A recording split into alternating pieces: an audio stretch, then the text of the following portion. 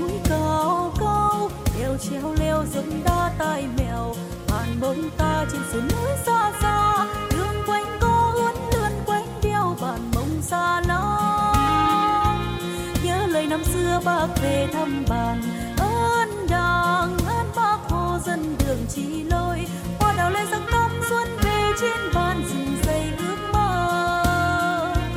Anh nhìn sang lung linh cho đàn em tới trường niềm vui mơ ước, xóa cái đói cái nghèo học thêm cái chữ biết đọc biết viết.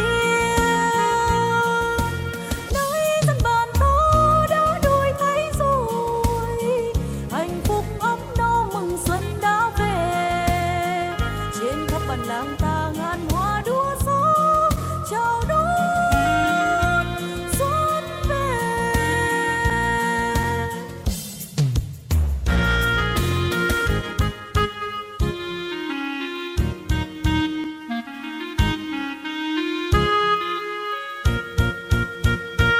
Từ trên đỉnh núi cao cao, đèo treo leo dốc đá tai mèo, bàn mông ta trên sườn núi xa xa, đường quanh co uốn lượn quanh đeo bàn mông xa lắm. Nhớ lời năm xưa bác về thăm bàn, ơn Đảng ơn Bác Hồ dân đường chỉ lối, hoa đào lên răng tóc xuân về trên bàn rừng xây ước mơ. Anh nhìn sang lung linh cho đàn em tới trường niềm vui mơ ước, xóa cái đói cái nghèo học thêm cái chữ biết đọc biết viết. Nỗi dân bàn thâu đã đuổi thấy rồi, hạnh phúc ấm no mừng xuân đã về.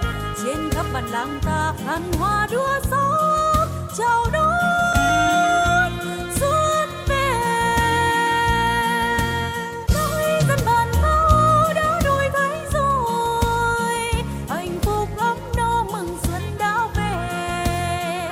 Trên khắp bản làng ta khăn hoa đua gió chào đón xuân về.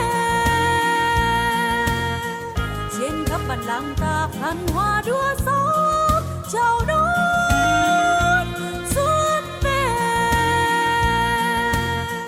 Trên khắp bản làng ta khăn hoa đua gió chào đón